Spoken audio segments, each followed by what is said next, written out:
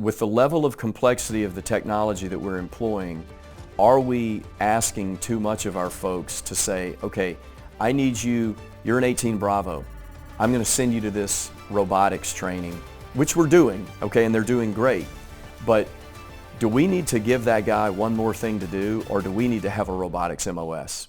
Technology is not going to win the next fight. The side that most effectively and audaciously employs technology is going to win. We're at a disadvantage technologically right now with some of our adversaries. I think that some of the Russian capability that we expected to be better than it, I think we expected some Russian capability to be better than it is. But they've still got some pretty capable tech. Whether the Chinese stuff is as good as we think it is remains to be seen. We don't want to find out the hard way. But our focus is you as the individual, you are what matters, okay? The technology isn't going to solve the problem. You know, when you think about, I just saw a Wall Street Journal article, I think in Japan the government is starting to issue some warnings about, hey, we need to slow the roll on artificial intelligence, right? And specifically they're talking about social media and that type thing. But we're a long way from an autonomous vehicle that can weave its way through a forest and determine what the appropriate route is, right? We're just a long way from there. And I was talking to some folks yesterday, we were out at a range, just about, if I get on a four-wheeler right now and start making my way through the woods, there's going to be some points where I'm going to be looking like this over the handlebars. Okay, should I go that way or that? We don't have anything like that in the AI sense right now. What is important is the establishment of those relationships, building the foundational capabilities with our partners that we would come to call on were we to have to fight a proxy fight through them, and then embracing all of the technology that we can. I do think, and this isn't maybe I'll answer your question this way. We are thinking very deeply right now about whether we need to not take away from all the MOSs that exist, and I'm being very ODA specific here.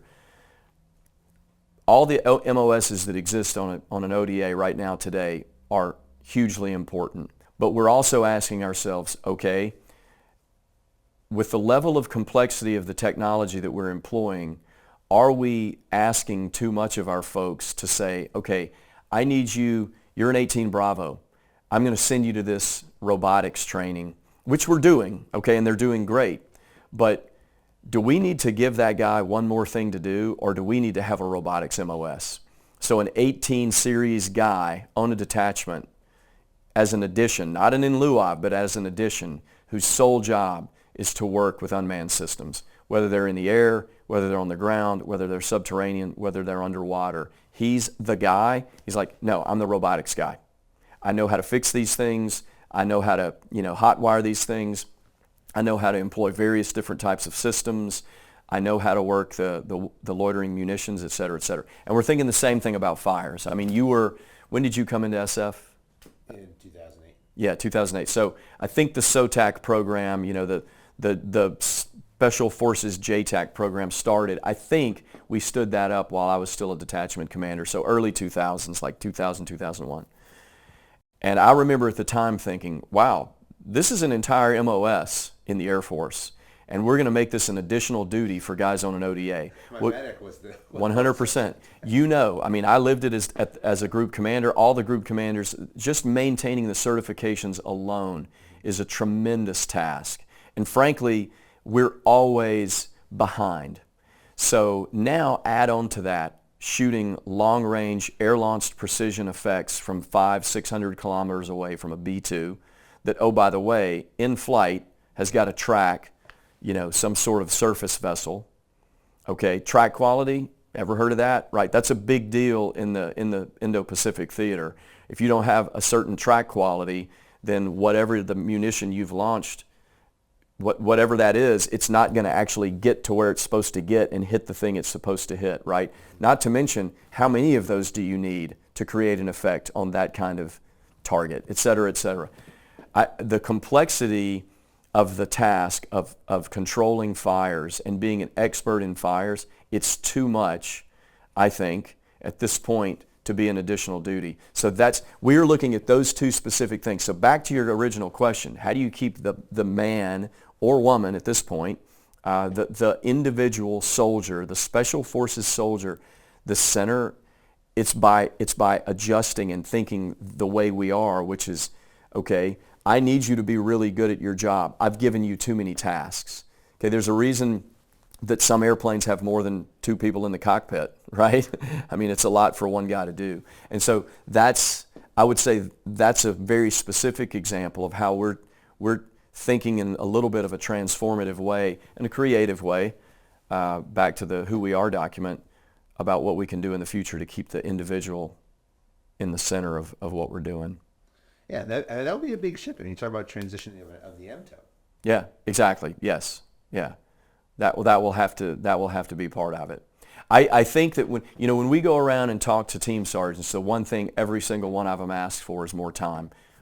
Without getting into specifics here, we are decisively engaged in transforming our operational cycle, because the things that we're asking our people to do are too complicated and too complex, and they require time. I mean, you know the deal. I mean, you can build the house a little bit faster, but there's only so fast you can go to build it right. And that's where we are. And so we're relooking all of that, and we want to get that codified all the way up through SOCOM and get that set into concrete so that our team sergeants have the time to do all of that. One of the big topics that kind of comes along with this transformation is this integration of cyberspace and SOF. Yes. Mm-hmm. Can you talk for a second about how the regiment's looking at that integration, and why is SOF concerned with cyber and space? Yeah, very, very quickly, the way I try to articulate it when we talk to the formation, and the SOF-Space-Cyber Triad is General Braga's term. That's the one that we use all the time, and you've probably heard it. And he realized he picked that because of the nuclear triad, right? That the three apexes of the triangle there, or corners of the triangle there. If I'm messing my geometry up, it's been a while. They're all dependent on each other, right? And he started to see, when he was out in the Indo-Pacific, he really started to realize we have SOF everywhere. At any given time, we've got roughly 2,500 people deployed to 70 to 80 different countries, right? So there's adversary capability all over the globe that we have people doing JSETs within very close proximity to. And so the thing that the space and the cyber folks, they've got all of these great capabilities, they've got all of these great skills. What they don't have is placement and access. They don't have presence. They don't have partnerships. We have people that drive by some of these things every single day. And maybe they're partners, or maybe they're partners of partners. So that gives us placement, that gives us access, that gives us presence. So really all we're trying to get our folks to understand is how they, through their placement, access, presence,